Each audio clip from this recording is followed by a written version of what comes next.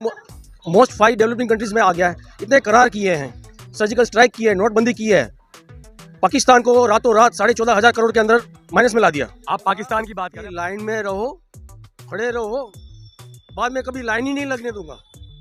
बाद में कभी लाइन नहीं लगने देंगे। मोदी क्यों जी ने नहीं, बोला। आज भी लाइन लग रहे हैं। क्या आज भी राशन लाइन- नहीं मिलता आपको? नहीं मिलता है, फ्री राशन बांट रहे हैं मोदी नहीं जी मिल तो। रहा है हमें आज तक हमारे। काम तो ठीक ही ठाक करे हैं, लेकिन ये जो किसानों के लिए नहीं किए हैं तो इसका कौन सुनेगा।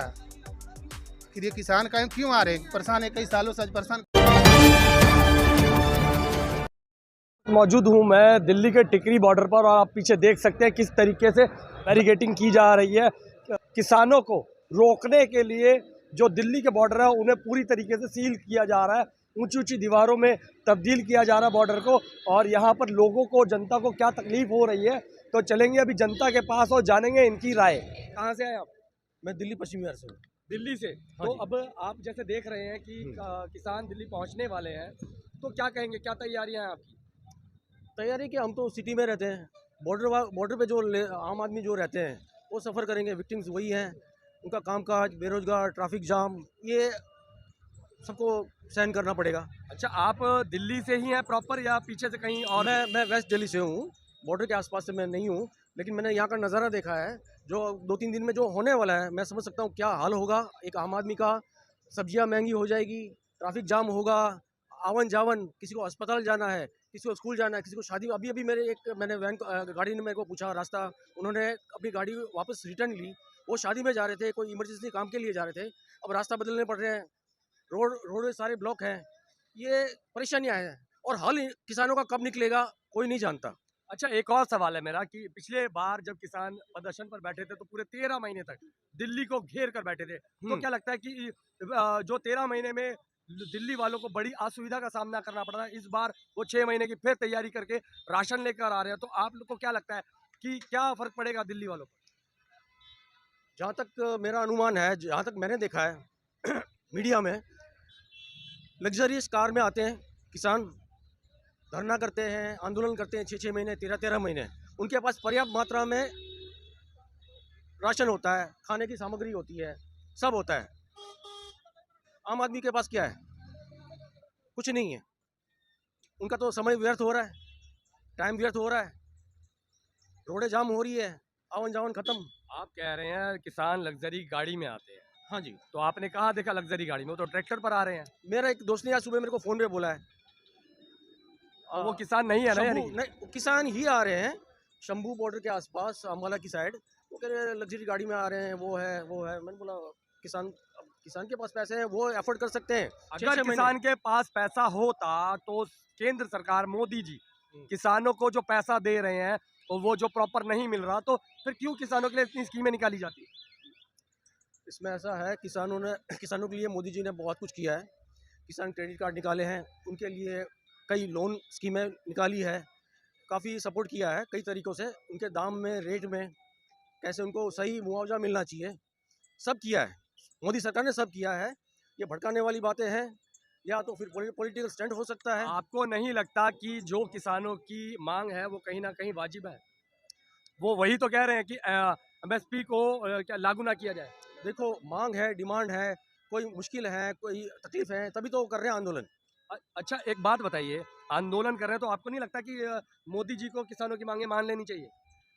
जो मांगे हैं वो होनी चाहिए, जिसे कहते हैं ना कि वाजिब, ना कि केंद्र सरकार या दिल्ली सरकार के कोष को उसका वो लॉस भरना पड़े। तो यानी कि आप कहना चाह रहे हैं कि किसानों की जो मांग है वो वाजिब नहीं है, यानी कि किसान ये कह रहे हैं कि जो हमारा जो खेती है वो सारी सब उद्योगपतियों पर जाएगी और जो 10 रुपए की चीज़ है वो 100 रुपए 200 रुपए बिकेगी, तो यानी कि वो वाजिब नहीं है। सर, ऐसा है कि rate should be moderated by केंद्र सरकार, स्टेट गवर्नमेंट या सेंट्रल गवर्नमेंट।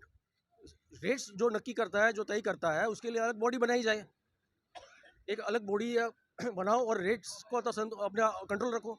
अलग बॉडी बनाई जाए आप कह रहे हैं, लेकिन अगर अगर वही किसानों का कहना है कि पूंजीपतियों के हाथ में अगर सब्जी यहाँ भी चली गई, जो खेती होती है, जो जितनी सब्जियाँ, फल फ्रूट जो निकलते हैं सब पूंजीपतियों के हाथ में चली गई, जो 20 रुपए किलो वाली गोभी 300 रुपए किलो बिकेगी, तो उसमें क्या लगता है आपको कि आम जनता को क्या फ़ायदा होगा, नुकसान? खरीदारी पे रोक लगाओ, सबकी एक लिमिट बांध दो, कौन कितना खरीद सकता है, क्यों खरीद सकता है, कहाँ कहाँ के लिए खरीद रहा है। यानी कि आप ये कहना चाह रहे हैं जो खरीदारी पे रोक लगाएं, कौन कितना खरीद सकता है। जैसे अदानी और अंबानी जैसे लोग हैं, उनके हाथ में सब देने में लगी है सरकार, उस पर क्या कहेंगे? देखो ये तो डिफरेंट मुद्दा हो गया।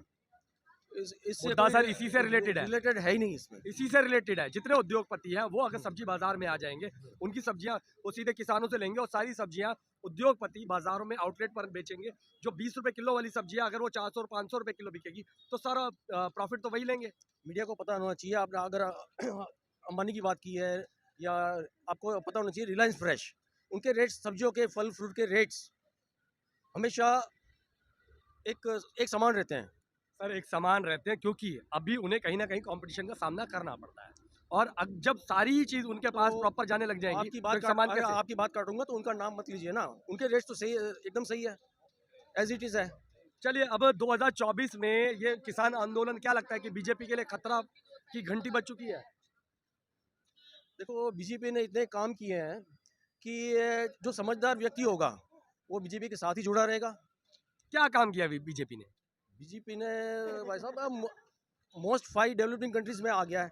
इतने करार किए हैं, सर्जिकल स्ट्राइक की है, नोटबंदी की है, पाकिस्तान को रातों रात 14,500 करोड़ के अंदर माइनस में ला दिया। आप पाकिस्तान की बात कर रहे हैं, पाकिस्तान को ये ला दिया, सर्जिकल स्ट्राइक कर दी। कहीं दूसरी तरफ देख रहे हैं कि चाइना ने कितनी जमीन एक्वायर कर ली है इंडिया की। वो तो एक अंतर्राष्ट्रीय इंटरनेशनल मुद्दा है, आप हट के मत जाओ। तो इंटरनेशनल मुद्दा है तो सर ये पाकिस्तान का इंटरनेशनल मुद्दा है। देश के अंदर क्या किया, इंटरनेशनल के मुद्दे में भारत में क्या किया? तो इंटरनेशनल लेवल पे उन्होंने मोटेरा स्टेडियम बनाया है, जो उसका क्या बेनिफिट है आम जनता एक को? बहुत बड़ा अचीवमेंट है इंडिया के लिए। उसका क्या बेनिफिट है आम जनता को? आम जनता को बेनिफिट बहुत है। क्या बेनिफिट? मैचेस खेले जाएंगे, टिकटें बिचेगी, बेची जाएगी। क्या कहेंगे? आप बोल रहे हैं कि मोदी ने स्टेडियम बनाया तो क्या आम पब्लिक उसमें घुस सकता है? नहीं घुस सकता है कभी भी। बताइए क्या कहेंगे?